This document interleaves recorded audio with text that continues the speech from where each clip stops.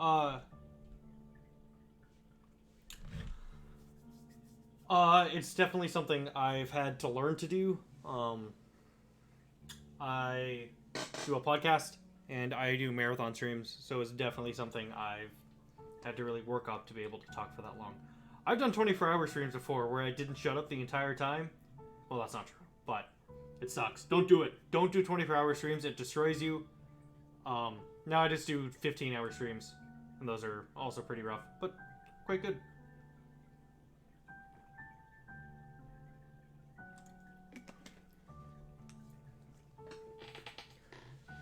It also doesn't help that I do this at the end of a fucking workday. Ugh.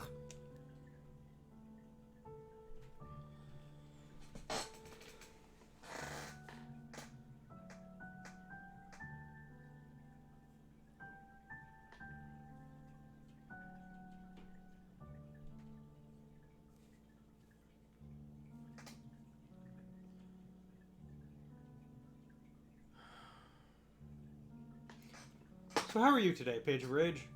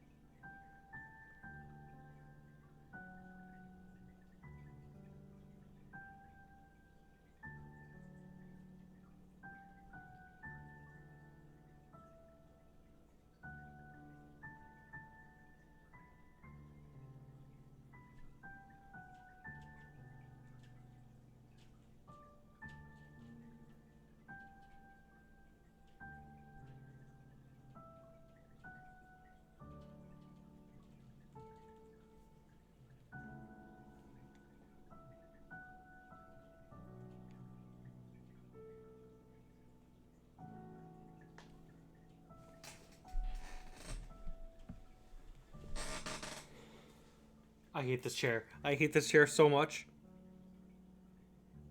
For like this week's. It makes editing hell. Oh, I bet. Especially since usually when other people are talking, I'll start to lean back. And when I start talking, I'll lean forward, which cause it to squeak. So I have to Oh wow.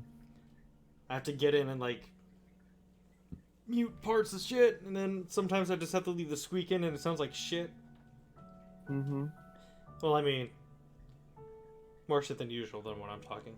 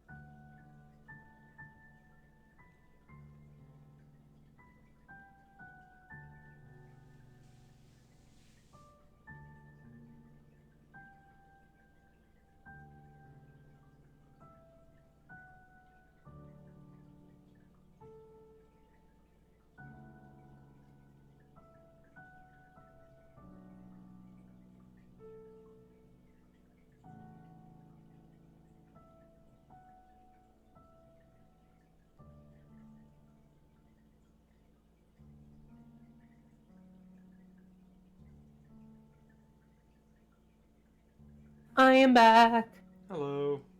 Oh, wow. Had a couple of Sour Patch Kids. Oh. Ooh. Actually, I should have eaten a banana, but oh well. We are going back in.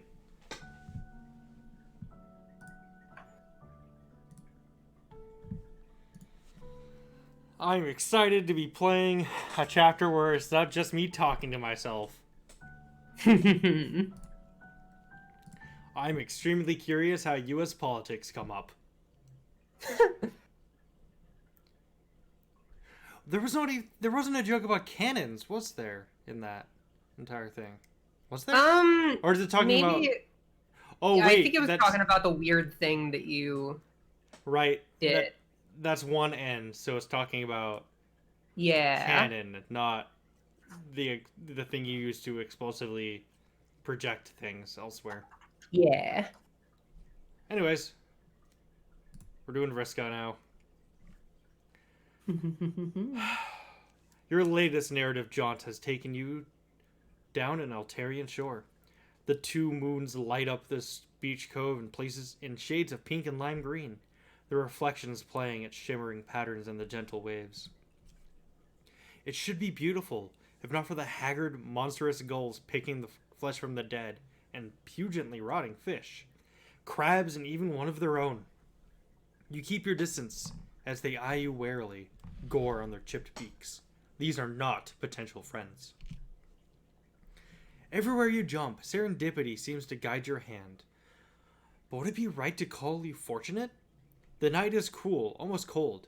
You kick a pure white seashell down the beach. It skips gracelessly in the dark gray sand. You've brought friends together and just barely begun to master this tremendous and strange new power. But no, you think. You are not fortunate. As you walk alone down the sand, there still radiating stored up heat from the searing day, you feel a pang. Something is missing. You know you've felt this way before, but you can't place when. You have a gulf within you, the width and breadth of this ocean. An isolation so plain, so true, that it seems impassable, invincible. You step on a weird bug, and you don't even care. Yes, you are filled with a sudden, almost comforting conviction. Nothing you have done on your journey has really made a difference. Bullshit! Bullshit! Bullshit! You made... Biggest bullshit ever. You made Jade's fucking life. Yeah. You made me cry! Yeah. If you can pick up and put down the lives of these alien weirdos and human weirdos and shake them like an Etch-a-Sketch when things go wrong, are you really accomplishing anything? Are you just building shitty castles in the sand with flimsy plastic implements? Castles that won't mean shit for nothing when the tide rises. You've decided you are a creature of solitude. You are a rock. You are an island. From now on, you walk alone. There might be an angled figure crouched with terrible posture in a dock ahead. Sure, that figure may be sitting next to an intriguing-looking moored ship. Yeah. But surely one glimpse of a potential life to meddle in won't immediately make you fall off the wagon, back into a life of initerant friendship, right? Oh, sweet, a new friend! God damn it. You amble over to the girl hunched on the dock, like the stupid thembo friend slut you are, doing an acrobatic fucking pirouette off the wagon. She hasn't seen you yet, so you watch her like a creep. She's leaning over a complicated pile of papers, erasing boxes and filling them in again. Every once in a while, she pauses to roll various dice. I forgot Vriska's a fucking D&D nerd. Yeah. As soon as you take one step onto the wooden deck, she looks up and jumps with a feline quickness into a standing position, looking immediately ready for a fight. Whoa.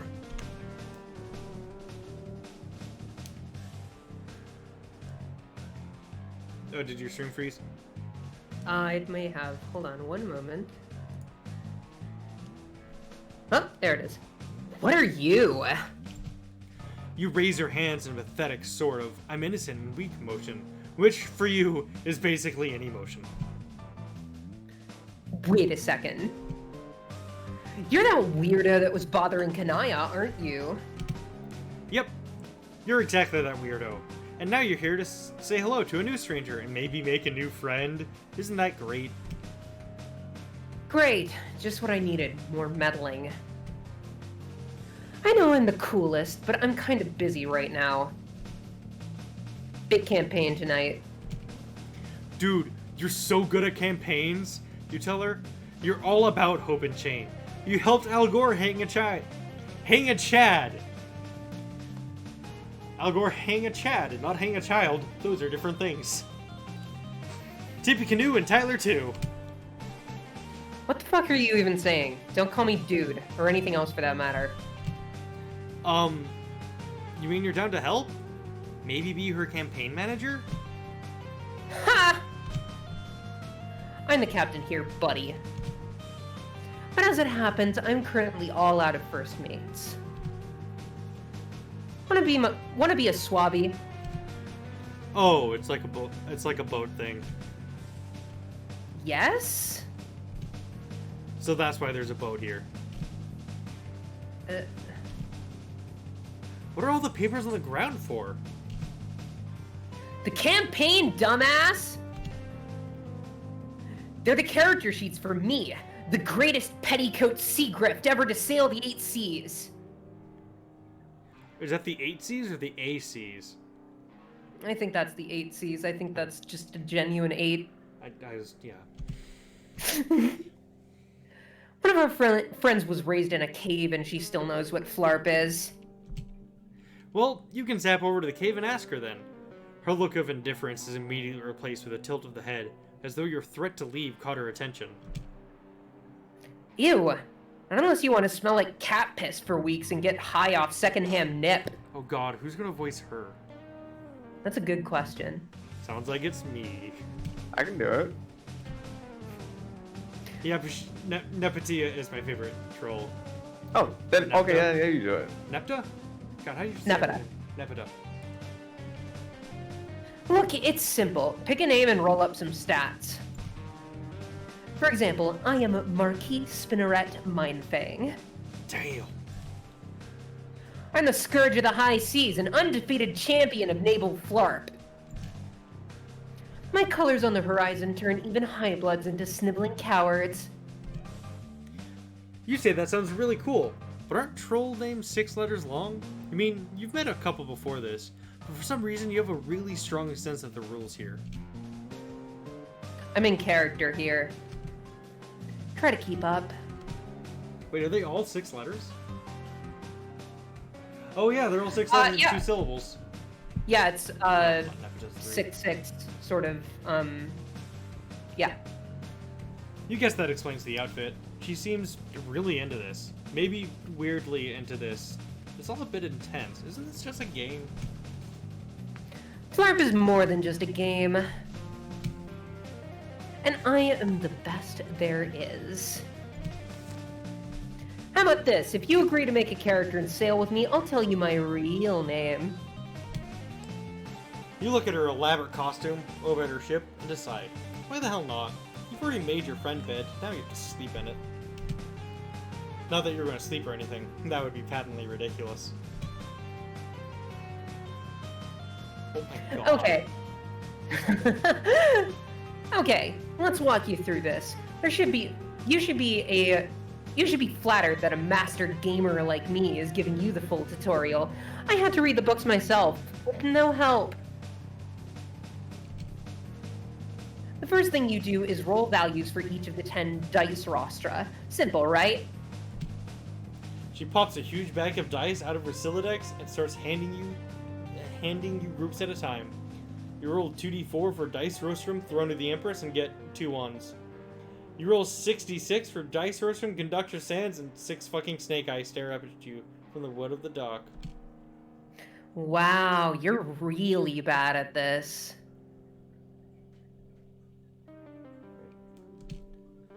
Take the insult lying down. You gotta hand it to her. When she's right, she's right. And she's right, so she's right. You finished all 26 dice rolls required for that game, and you've gotten the lowest on each one. What rotten luck.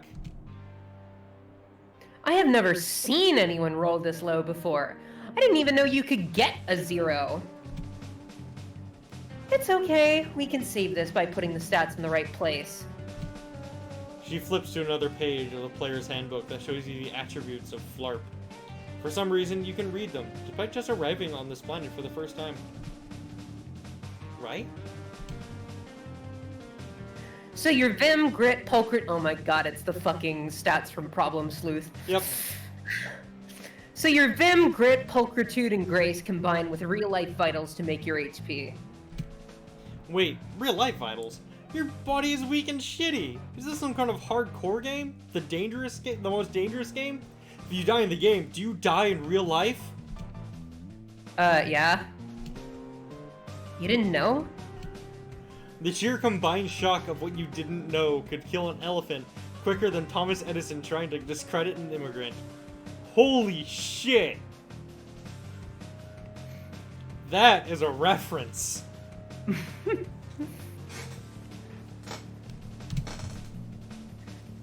You get to roll again when you level up, so you won't be so pathetic forever.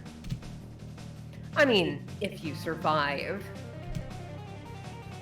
But with a scourge like me at your side, you'll be on easy street. I'm jealous of you, really. You gulp and nod. Ugh. Ugh. You gulp and nod. Okay, let's finish this. The Marquis grins. Her lipstick smears a bit where her fangs jut out. You think that's just how it is for trolls wearing lipstick, but Kanaya's was perfect. She pulls an 8-ball out of her pocket and smashes it suddenly and violently on the dock. You jump at the noise. She looks at you pitifully, and then decides not to make fun of you. Out of the wrecked plastic sophistic sphere, a gross grubby... Out of the wrecked plastic sophistic sphere, a gross fucking grubby worm appears. It's like the size of a wiener dog. And it's wriggling, you see it's pulsating. Covered in the blue-tinted family recreation water once inside an 8-ball, the grub's swollen ovipositor glistens.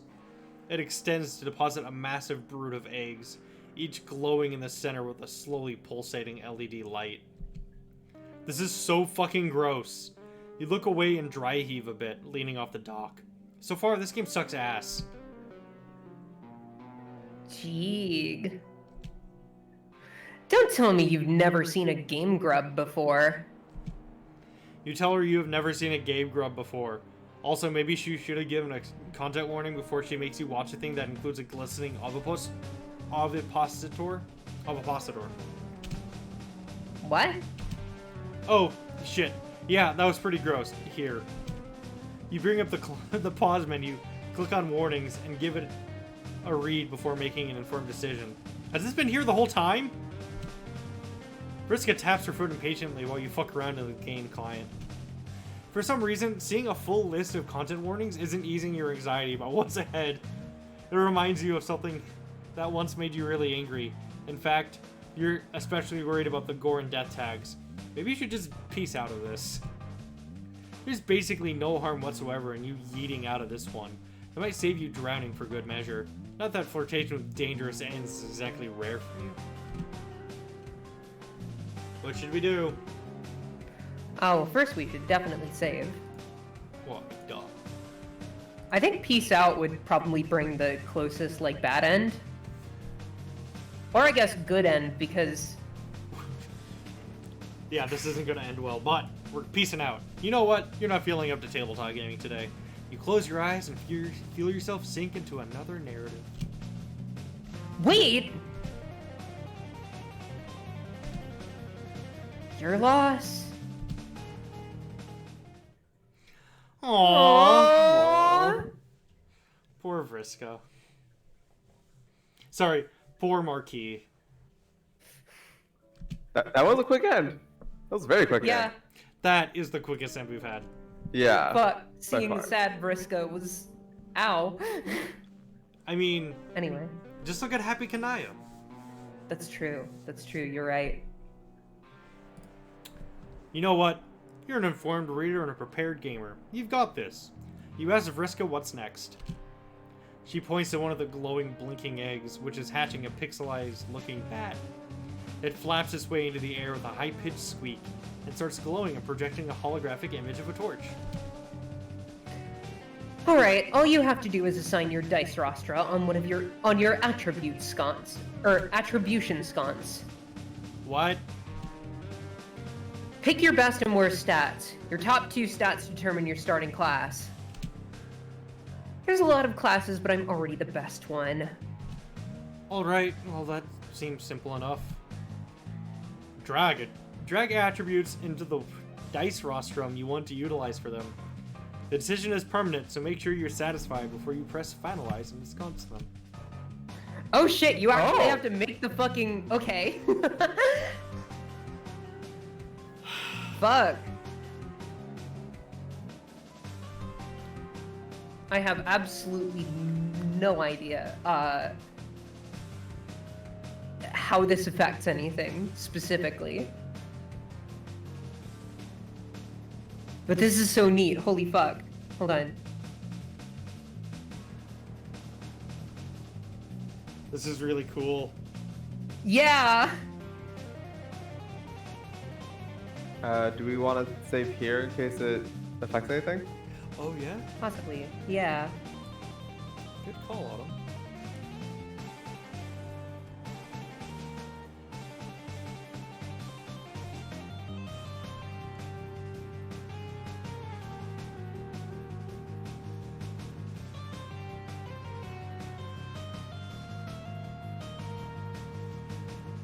The music here sounds like a Pokemon battle theme. Kinda does, yeah. It kinda does. I'm vibing it. Well, I mean, we have to. I mean, Polkatrude has to be our top. Oh, for sure.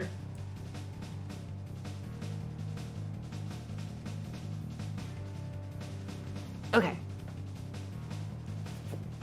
Hmm.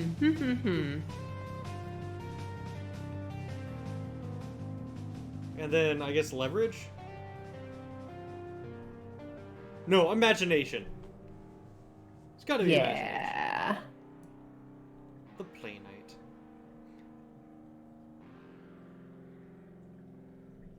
And then I'm just gonna kinda... Okay.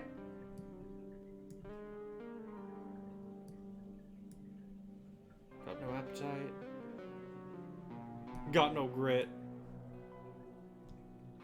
Oh, I got that. High hubris. Oh, it doesn't let you replace. Oh, damn. Once you put in, Can- it's stuck there. Pretty good rascality. Here we go. Hell yeah. Your 2 highest attributes are Polkatrude and Imagination. Your starting class will be Play Knight. Oh, come on. This is a weenie class. Everybody knows that knights are only just above skylarks in terms of raw punchability. Yes, that's a real stat. Max level Petticoat Seagrift and a level 1 Play Knight. Not exactly the meta strat. You're lucky you're paired with the #1 gamer on Alternia. Before I can carry you to victory, we just need one more thing. There's more to this bullshit? What now? Is a giant sandworm gonna poke his head out of the sand and pick up some more fucking game mechanics that will be described in excruciating narrative detail? Quit being so dramatic. Your character needs a name. Oh, a name. You already have one of those, though. You told Jade it already. But man, you're not feeling as comfortable with it right now, for some reason. Oh, I'm streaming right now.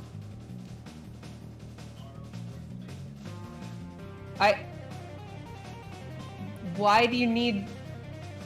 Sure. Sure, yeah. Sorry. Do you need to take a break? No. My roommate was just asking to borrow some bread.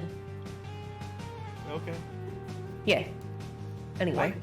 Why is thinking of yourself as a distinct being with an identity and a history feel so uncomfortable? What's wrong with you? Might as well just make up a character name. Now I do know, apparently, No, I misspelled the name! Oh no! I was about to say, but you hit enter too quick. Oh. So much confidence. From what I hear, there's like unique, responses, depending on if you put certain names in. Oh. But anyway. I mean... But that's, you know. I mean, we don't have to. I mean, I guess if you want the name to be spelled right. Yes. Let's just randomize it. Yeah. Ooh, Gaptooth Ragamuffin is pretty good. Pissicarus. Huh? Vainglorious Bastard. Yeah, I oh, have that's to it. go with Pretty the great Vainglorious Bastard. class name. And, Bastard's misspelled. Your two highest attributes are Hubris and Rascality. Your starting class will be Vainglorious Bastard. That's the kind of confidence I'm looking for, unlike some weenies I've flarped with before. A max level Petticoat Sea Grift and a level 1 Vainglorious Bastard. Not exactly the meta strat, blah blah blah blah blah. Okay, character names. Right, I think, let's see. Well, I think it takes it anyway, but, like, it's if you do, like, different named characters and everything. Like, if you try and, like, name yourself Vriska, and she's like, come on, get creative. Oh, well, we're just gonna go with There's one, yeah, my character's name. It's my, cool. it's my, Final Fantasy XIV character's name. Nice. She a bunny. The Marquis welcomes you aboard her ship. Elise. How's it pronounced? Elise Elise. Feltide.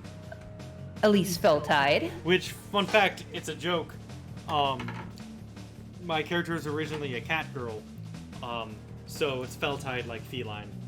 Ah, nice. And then Elise is just my online handle. Mm.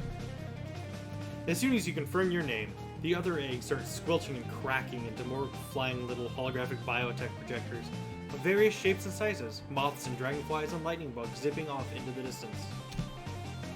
Vriska capsulogs all of her various books and character sheets, pushes her eye patch glasses up the bridge of her nose, and clambers up the gangplank of her ship, where you see her... sorry. Which you see has a name painted on the side in Cerulean script as you follow her. When did she tell us her name? I don't think she did. But it's been using Vriska ever since I think you opened the content warnings. No, I know it has, but I think this is the first time the narrative has. Oh, okay, okay. Brigantine. Brigantine, whatever. Boats. Here, hold this. Vriska hands you a rope and you hold on to it, keeping the mainsail rolled up as she scurries to and fro, aft and bow, across the deck of the ship, making adjustments. You watch her try to tie a double bowline but struggle with the dexterity of her mechanical fingers, swearing in frustration under her breath. You politely look away and try to make idle conversation. You ask for her end of the bargain. What? Her name! You made a character, she tells you her name. That's the deal. She secures another rigging and sumps back over to you. You haven't really made a character until you're in costume. Is your fit not already fresh? Perhaps even the freshest? Here. She dumps an extra outfit out of her inventory, looking almost exactly like an earlier version of hers, smaller, with more amateur stitching. You put on the big bridge coat and feel super badass. She looks at you, tilts her head to evaluate, and then drops a jaunty hat, feather and all, from her Siladex and pops it on your head. Nice. Alright, my name's Vriska. A trolling change to Arachnid's grip. Vriska Circuit. Don't you forget it. Vriska Circuit, or the Marquis, satisfied with her preparations, snatches the rope from you and lets it go, unfurling the mainsail. She practically skips to the captain's wheel, ready to steer the brigantine out of the harbor. Real name Basis is one step closer to friendship. Although for a moment, you feel like you got told that name already? Your brain is messed up without remembering stuff that maybe didn't even happen in canon. If canon is even a real thing that means anything anymore. Your unsettled metatextual introspection is interrupted by Vriska shouting. Roll for initiative. You hear the buzz of projector bugs boarding your ship, and soon 4 flickering holograms appear on the main deck, looking like lurching zombie trolls. You already hear dice rattling on the deck, and you look over at her to cheat and figure out what you need to roll. Alright, I'm starting with an 18. Looks like you gotta subtract the modifier. 19. Huh. Guess you go first, Elise Feltide. I wonder if your initiative actually changes per character class. That's a good question. Because the stats are different. Yeah. This is it. It's LARPing time. You look down at the piece of paper with your abilities on it, ready to cast a magic missile or Bugsby's grasping hand for some shit. You pick the top attack from the list. It's your special class ability. You channel the spirit of the vainglorious bastard, point straight at one of the holographic zombies, and yell you're casting gun. You grab a d20, blow on it in your hand. Your lady luck. No snake eyes. Other gambling terms. Whatever. You let the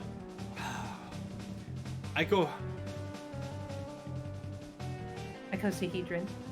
of tabletop destiny drop through the air, awaiting the result with bated breath. The d20s aren't icosahedrons, though, are they?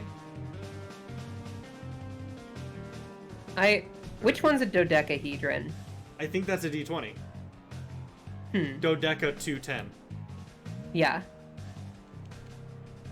Yeah, that makes sense. I refuse to look it up. You get a 2 and miss. God damn it. Vriska laughs out loud. Check out how a real gamer does it. Then she shows you how a real gamer does it.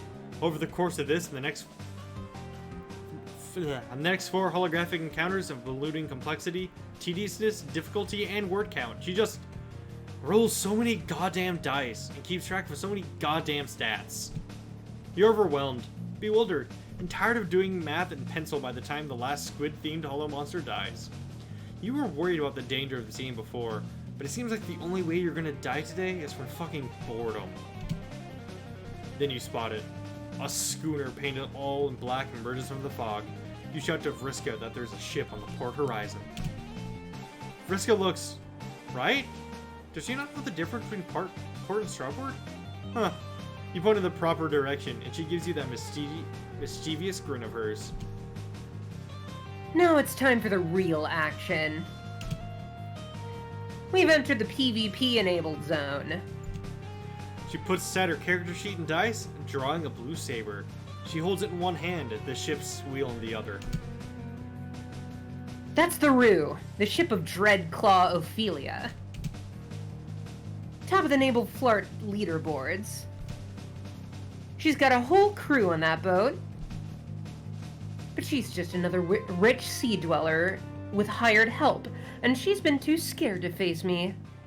Is that supposed to be... oh, no, okay, yeah, dweller. Sorry. Blah. Vriska pointed your ship straight at the Rue, and you've picked up speed. You can make out a troll girl with finned ears and a gaudy purple outfit that you described as sexy pirate Halloween costume from the world's most bougie party city, Dreadclaw Ophelia. It is absolutely garish compared to Vriska's more normcore approach to RP activewear, but dressed much more humbly than the captain or a bunch of low bloods standing behind her, clutching shitty rusty swords and shaking. So let's bring the fight to her. Oh god, Megalovania is gonna start playing soon, isn't it? You're not slowing no, down. actually. What? Megalovania plays in Aradia's route for some reason and not here. Oh. Yeah. You're not I mean, I slowing- guess Aradia was also very present in the Flash that Megalovania was in, so I understand why, but, like, it was It's Vriska's... almost certainly... Yeah, it's a Like- Vriska song. Like, it feels Vriska. Ugh. Yeah. You're not slowing down. Your point is straight at the enemy hull. Vriska steers your ship directly into the well-appointed schooner, and you struggle to keep your feet as the shock of impact, which knocks the violet blood in her frightened thralls to the deck of the Rue. She yells over the din of horrific wood-on-wood screeching. Hey, Swabby! Wanna be real good at sword fighting? You look at her with stars in your eyes. Yes, you do want to be really good at sword fighting. You nod eagerly, and she underhand tosses you her blue-hilted saber, which you catch eagerly. Vriska grins back, puts her hand to her temple, and squints with her one good eye. The 7 red dots of her prosthetic seem to smear and blur as your vision loses focus. You've managed well at this point as first mate of the Brigantine, but your sea legs seem to give out on you all at once. You drop the sword you were given, and it clatters to the deck. You try to tell her something's wrong, but your mouth lolls open and you drool a bit. A dull pain gains a sharp and sudden clarity. It feels as though 8 spindly legs are crawling on your head. No, in your head. Each footfall feels more like a knife cutting through butter. At some point, all sensation slips into nothing, and you follow the sword to the ground, asleep. What the fuck? Wake up, moron! You don't hear that, and you don't wake up. The salt and swell of the ocean gives way to the rustling of alien trees. No longer do you hear the scream of gulls following your ship, awaiting for corpses and gore to tumble overboard. It's all peaceful. Consciousness returns to you, and its first present is the discovery that you're face down in slightly wet dirt. Something got in your mouth. You spit it out and sit up, brushing muck off your flarp costume. Wait, that's not a flarp costume. There's a hoodie with a jagged cerulean symbol, a different symbol on it, loose-fitting, as though it belonged to a friend. Half memories swim in your mind as you take in the scene, just as familiar as your clothing. A stump sitting in a clearing beneath the trunks of a purple-treed Alturian forest. A harpoon sticks out of it. The stump would typically fill you with unease, an aura of death and defeat. That is a Bard Quest reference. But a squirrely silhouette leaps through the darkness, and you step further into the clearing and feel your heart Old lift. Secret is playing. What is? Old Secret. It's a song from Hive Swap. Huh. Oh shit! Oh my god, who is What this? the fuck? The fuck are you doing here? Is that a Hive Swap character? Yes, Boulder Lamati. Oh. She's a detective. Sitting there on the stump, kicking bare feet back and forth, tilting her head to the side and smelling impishly, is your friend, Boulder Lamati. You remember her. You remember her! Oh fuck, who voices Autumn. Boulder? Autumn, it's you. She's like squirrel themed. Please. Anything you hear? Oh, I get it, she's whispering because she's a detective. That's a joke. I'm a figment of your imagination. I was expecting you the whole time. She pats the stump next to her in an inviting gesture, and you sit down. You feel less adrift than you can even ever remember. You tell her that you missed her. Of course you did. You got yourself into a real mess, dear friend. You ask about all your old friends. Sitting next to you, they flip through your mind clear as day, as though the memories were never locked away in the first place. How are Tagora and Galak doing? Has she run into Ardata again? What's going on in that neighborhood? Do folks miss you? That last question collapses her wry smile into a genuine crestfallen expression. I can't really tell you that for sure. You see it for yourself, just how much he can do. There's a whole other disturbance in this neighborhood, and it has his nefarious fingerprints all over it. It's almost like he was preparing for this. But I try to stay one step ahead and remember what I'm fighting for. Do you? The question is arresting. What are you doing? Even with your memory clouded, you've just been bumbling into other people's stories, breaking things as you go. Well, there's nothing wrong with breaking things. It's like they say. Sometimes you have to compromise a few unfertilized cluck beast embryo in the name of a complete breakfast. You tell her you haven't had a good breakfast in ages. One of the places you were at had swords in the fridge. Also, you had absolutely no idea what you're doing. You're going where the river takes you. But things are different now. There is a great power within you that you are just now realizing. The power to shake the river, to use its waters to scour the lands as you please. A power even he doesn't fully understand. You look down at your hands. Sitting next to her, you start to remember the green room, the story you've fallen into. You tell her there's so much broken and you have no idea how to fix it. You tell her that you wish she was real, not just in your head. She'd know what to do. She tilts her head again, inquisitively. And I go? Just in your head, I mean. The story is only broken if you accept that it is broken. If you think of the story as something given to you. But it's not. Puppeteers may try and tell you that the strings they are pulling are the only ones. As she says this, her head jerks back oddly, but she continues whispering, calm as ever. Don't be afraid. Yeah, no, I am also, oh god, no. Don't let anyone tell you that this story belongs to them. Not him, not anyone. You feel it too. It feels like threads tug at your body, and at hers even more. Her limbs twitch and pull in gruesome pantomime as more and more strings loop around her and disappear skyward. They nearly surround her completely, but you are powerless to resist, paralyzed. It's for you. It's always been for you. Remember, friend, the only question. She only manages to spit out 4 more words as she is swallowed up and tangled in a spider's webs of marionette string, choked and broken. What will you do? What the fuck? What the fuck is happening? So this is taking a turn from the other volumes. The whole scene seems to melt away in a searing green, and you are falling, dancing beneath the skilled hands controlling you. He is here. He was already. The ticking of 1,000 clocks, exactly in time, echoes around you. Did you miss me? I seem to be on your mind. I'm flattered.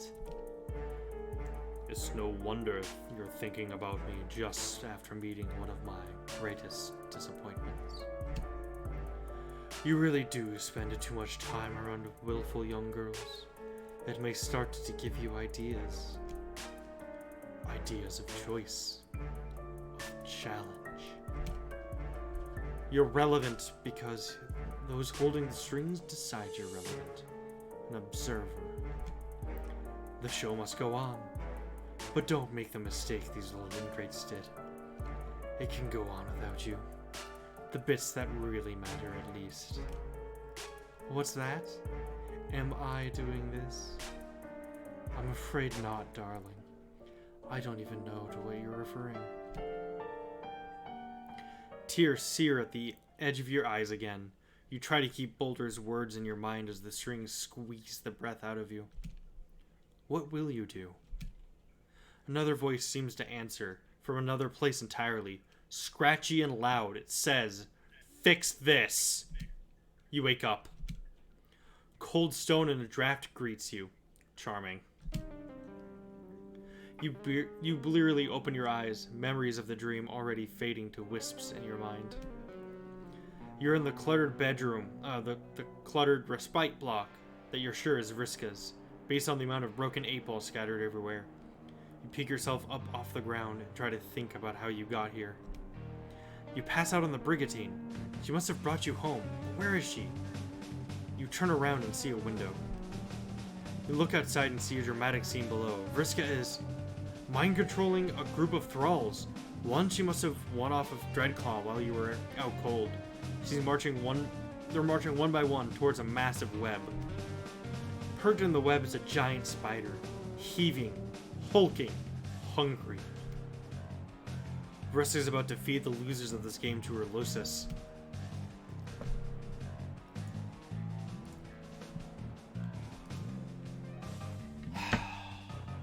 What should we do?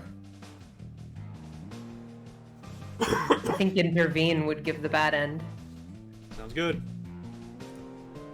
Holy shit. This was supposed to be a game.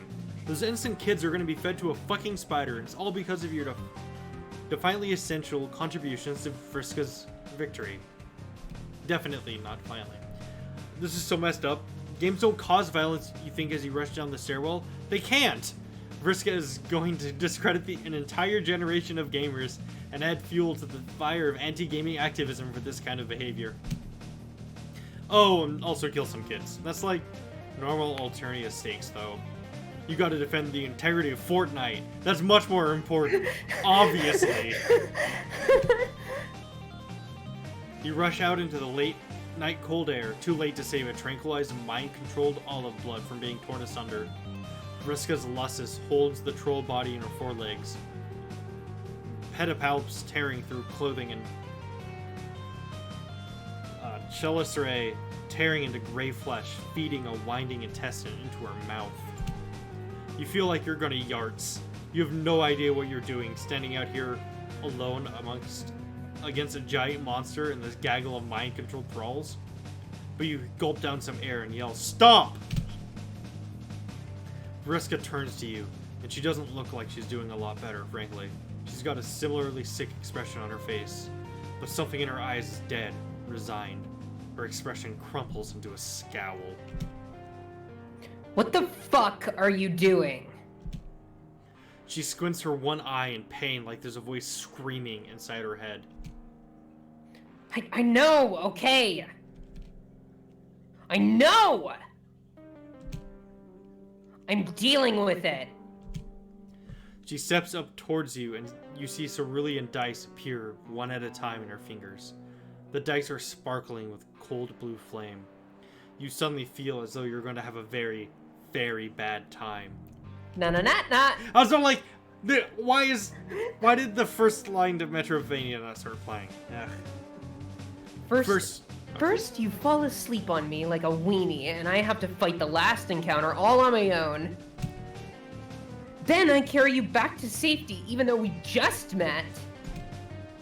You owe me. Turn around and go back. Now. You look up past her at the giant spider. The awful noise of squelching has stopped. 8 eyes are trained on you, blinking out of order. A splattered palette of multicolored blood is smeared all around her slavering mouth.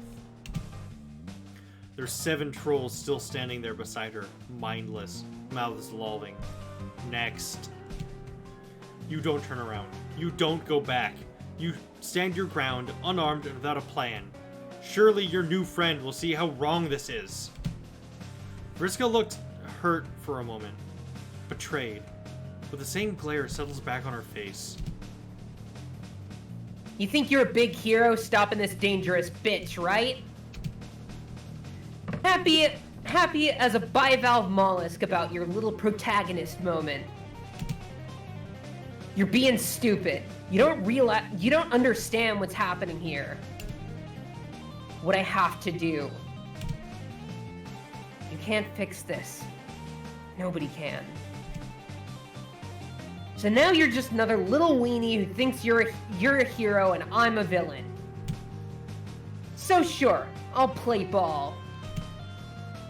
I'll be exactly what you want. She tosses the dice on the ground.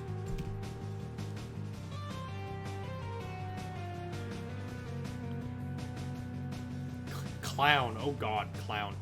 The dice glows with blue flame as they tumble onto a stop. An ethereal whip materializes and snaps around your ankles, where you're dragged dizzyingly fast toward the spider's web. The friction of your ass on the rocky cliff face tears the butt off your flarp costume, exposing your delicate cheeks to chafing. Your greatest asset! But things are far worse than that as you are flung directly into the clutches of the horrific arachnid. The fangs of Vriska's Lucis pierce your skin and pump you full of numbing venom that causes everything to fade to black and static numbness. Which is good, because she's beginning to eat you alive. It's also good, because you can't see or hear a little girl stifle a sniffle, holding herself with crossed arms, one mechanical, and rocking back and forth, watching another friend consumed by this chaos that never leaves her. Great work, hero. You got bored.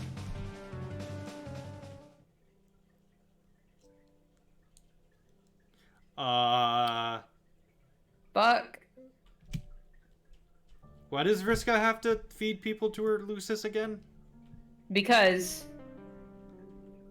her Lucis needs to eat. And she's very big and very demanding and very abusive. What? A Lucis abusive? Crazy, right? A parent figure in Homestuck? Abusive? Color me shocked. Except for John. Yeah. What's John's real name again? June. June, thank you. You can't watch. Hide in her room and wait. Okay. Okay, holy shit. Vriska's Lucis is a giant spider monster that eats children. This explains so much, and also raises a significant number of questions that you're gonna think about while not watching these kids get eaten. You look for something to distract yourself with. You spot a black, raggedy book, much older than anything else in the room, with Vriska's symbol on the cover. You reach for it and open it up, flipping to a random page and seeing what looks like a journal scrawled in Cerulean, but not Vriska's handwriting from your character sheet. Inside the first page, you see the name Mindfang. You read, and holy shit, you're very unsure that this is appropriate for a young girl to be reading. You keep flipping through to different parts and wow, it just gets worse. Vriska named your character after this? You lose yourself to hate reading Mindfang's long stories about petty crime, dubious consent, and weirdly detailed descriptions of the outfits of a woman named Red Glare. You're surprised then when Vriska walks up the stairs, hands in her pockets, looking at the ground. She doesn't even look at you before sitting down on a floor across from you, cross-legged and staring 1,000 yards in the distance. She rocks back and forth, hands still in her pockets. As you go to give her a reassuring pat on the back, as soon as you touch her metal shoulder, cold even through her shirt, she turns to you with a jumping glare and hisses like a cat before facing away again. You get the message. She takes an 8-ball out of her inventory again and then savagely, brutally beats it on the stone floor of her room, does nothing but shards in a puddle. Then the two of you sit. She occasionally picks through the debris of the 8-ball and rocks, clenching and unclenching her fists. But as the minutes pass, her breathing slows bit by bit. You don't say a word or bring up what happened. She's the one who talks first. Earlier, you seemed like confused about why I care so much about playing a character. She thumbs the dog-eared edge of a worn piece of paper in her sharp-clawed hand, staring at the wall. She's still got blood on her jacket, blood that almost makes you retch with the memory of spidery mandibles devouring her spoils. One glimpse makes you sick. What would dozens do? Hundreds? I mean, it seems obvious to me that the Marquis is the greatest and coolest character ever made. But I've been her for so long, it's sort of like a part of me. Everybody's throwing shapes every day and acting like something, right? Oh god, are we gonna get into Plato's allegory? So, but most people are so boring. They don't dress up, they don't act, they're always so obsessed with being the exact kind of troll they were yesterday. Maybe you don't have to be the same. Maybe you could go on message boards and try out being someone new and find it out you like it. Maybe it's nice to be called something your Lucis doesn't call you. And meet people who only ever knew you as the girl online or on the other ship who's like super badass and good at things. Come on, you can't tell me you've never wanted to be someone else. You've edged a bit closer at her during this rant, and you're looking at the sheet of paper in her hand. It's a spreadsheet-looking series of boxes that she's filled in with red ink. Name: Marquis Spinneret Mindfang. Class: Petticoat Seagrips. Gender: very female. Levels: all of them. She's doodled all over the margins. Art of her captaining ships and swinging swords and drinking out of goblets. Have you ever wanted to be someone else? The question makes you uncomfortable. Just pondering who you are now fills you with unease. Fuck playing a character. Filling out a sheet like this for yourself seems impossible. A piece of paper representing all of your physical and mental attributes? A blank canvas. The common outlines therein defining the boundaries of every conceivable personality? You don't even know how you fill in with the gender box. You've been busy making friends, okay? Suddenly she turns on you, and there's a desperate kind of crazy intensity in her good eye, like her gaze will burn you. You're gonna leave, aren't you? No, yeah, of course. Everybody does. You think I like this? I used to have a partner. She didn't like it either, but she helped anyway. Like you, I guess, except she didn't puke when she saw blood. And also not like you at all. She made rules. She loves rules. And I don't know if you noticed, but I'm not, like, big on those. Gambling queens broke rules all the time, and that's just what you've got to do to survive. To make the voice stop haranguing me. And, like, she heard her Lucis in her head, too, but she didn't need anything from her. What's that even like? I've got to be the best. I have to.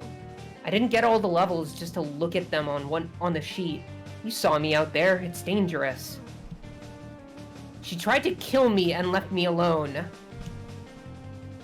And then I got even because that's what you have to do to... And then I got even because that's what you have to do to backstabbers. But I still don't feel even. It doesn't bother her. Nobody even cares. They just leave and move on, and I'm still stuck here on this stupid world. How are people mad at me for putting losers out of their fucking misery? This planet fucking sucks! Oh boy, that's a lot. You let her finish her tirade. She hasn't looked straight at you for the whole thing. You gently ask her about her Moirail. Who did you just befriend? Who you did just befriend? Would feel about her saying she's alone.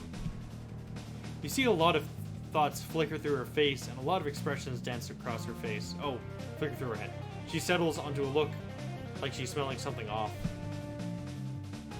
People always want shit from other people. Sometimes you know somebody and you can't describe, like, what your whole deal is. You grow up with these ideas about what you're supposed to do, how you're supposed to be. You get handed down these strict categories, tables in your player's handbook. And you read stories or journals or whatever that say this is a mate sprit. You feel like this about them. And you have a Moirail that meddles with you because you are just too broken for her and she just wants.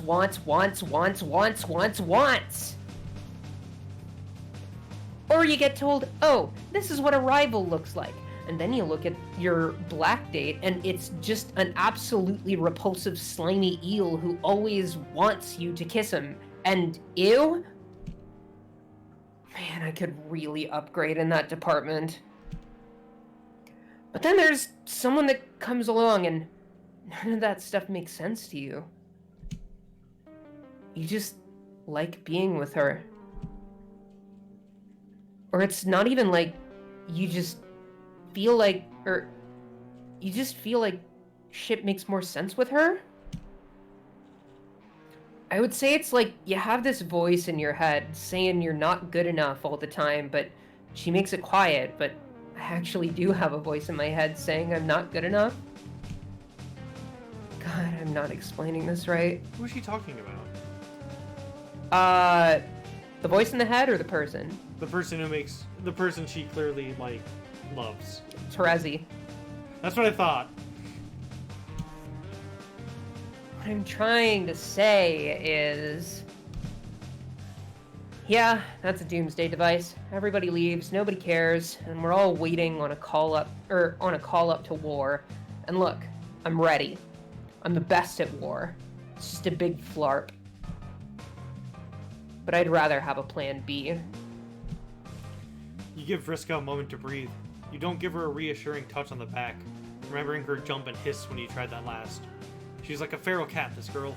Tangled, greasy hair droops over shoulders that are always hunched up. Like something that would come from her throat if she exposed it to anyone. You wonder if she ever let her shoulders down around the girl she's talked about. An ex, perhaps. Of course she did. You wonder if she ever will again. You hear a psst, and oh, Autumn, that's you. In your ear, and a squirrely little laugh. And suddenly remember a green room that you've had this thought before, somehow. You ask her the question that's been consuming you, or more accurately, not consuming you. Why were you left here when everyone else got fed to the spider? She tenses up immediately when you ask this, and takes some time to clench her fists, then release them. Some people are off limits. She has to eat, but she doesn't eat my friends when I bring her enough food. And you're counted off limits? You're one of her friends? Oh my god, don't get a big head about it. I wouldn't let her eat Carcat either, and he's not like my BFFC for life or anything. Plus, you helped me out, and that's the pirate code. Yo ho ho. Plus, Fussy Fangs would be mad. Must be hard separating trolls into two classes, friends and food, like that. It must be hard, and no one understands. I mean, that's how it works here. Everybody's got someone to kick down on. Except Rust Bloods, but them's the breaks. Somebody's got to be on the bottom to keep the whole shebang afloat. Killing people lower down than you is what all the school feeds say you're supposed to do. To get ready for a life of space war against... Well, it mostly seems like they just kill more low-bloods. That's all it ever is. My ancestor. She looks left and right, as though she's going to be overheard, and then leans in smirkingly. She sounds like she's letting you in on a secret. A secret. My ancestor, Mindfang. She sailed around being the terror of the high seas for a while, but she fell in with a group that was going to do something about that. Bunch of weirdos led by a mutant who wanted revolution. I've always wanted to be like her. I liked using her name more than my own for a while. Dressed up like her, learned to sail. But I always end up back here with a pile of corpses. That's having a Lucis, right? Sometimes you don't get to do what you want to do. She talks to me, you know? It only stops when she's full. Always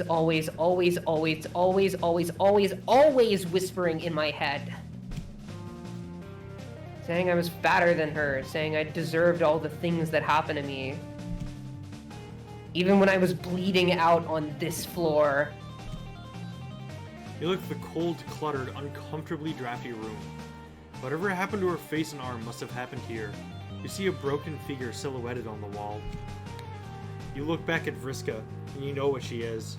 For all the bombast, insults, killing, you're looking at a survivor. You're looking at someone who did nothing wrong. Yes. You remember Dave's carefully crafted defense of a persona. You remember Rose eating oatmeal for dinner in a drafty, brutalist mansion. Jade, in the shadow of a volcano, raising herself. Your world can be just as brutal as this one. Earth makes survivors too. And you have made a difference for them, one at a time. All that nihilistic bullshit earlier feels like it was shouted at you by some meddling voice. Someone holding the strings. Fuck that. You're gonna be a goddamn hero today. You're gonna make friends with this whole fucking planet if you have to, and you're gonna make it better, or at least less of a complete dumpster. You tell Vriska you'll be right back and sprint down a spiral staircase. You keep running, pumping your beautiful legs straight out the door of Vriska's giant hive. You don't have to color the lines of someone else's story. This is your motherfucking narrative now. You take a leap when you reach the cliff and barrel down, falling fast, air whipping past your face as you tumble through the air toward the giant white spider. Not a leap of faith, but of hope. You crash into the carapace of Vriska's terrible murder mom hard, cracking it with a piercing shriek. At the same time, you zap hundreds of feet above the mouth of the volcano on Jade's island and kicking off the back of the spider, leaving the giant troll-gorged arachnid tumbling into the lava as you zap back to Alternia, back to Vriska's respite block. You appear behind her. She doesn't notice you. She's looking out her window, down at the empty web, with a shocked expression. Still looking out the window, her stunned silence turns, slowly, into a grin someone less genuine than you would describe as shit-eating. Holy shit, Elise Feltide! You actually did something! Hell fucking yes! Woo! So, do the trolls need their Luci? Or is it just like, their Luci take care of them when they're a kid, and then I guess technically you could kill them and they'd be fine? Yeah. Okay. So they're parents. Yeah, they're parents. I mean, Terezi's was locked in an egg her whole life, so... Huh. Mother thrower. Oh, I see. Some of these, you don't know what the name of the achievement is. Because if... I bet Mother Thrower was one of them, because if we knew that, we could probably guess what was going to happen. Yeah. Damn it. I forgot you can't just look at the, Yeah. Which sucks, because I want to look at, Dave crying as he eats breadsticks. I think they have all of the ending cards on the wiki. I know, but I don't want to look at the wiki because I'll spoil myself. That is fair. Anyways, that's going to be it for tonight. That was a good, long 2 hours. Yeah. It's fun. These VODs will be up on my YouTube at some point. But I am now going to go gargle water and not talk for a while. Yeah, are you good after doing Gamzee? I mean, I can still say things, I think. That's Unless this true. is all in my mind. I mean, it's very possible that you are just speaking in all of our heads. Just like Spider Mom. Just like Spider Mom. Good night. Hope you all enjoyed it. Bye, everyone. Bye, everyone. Yeah.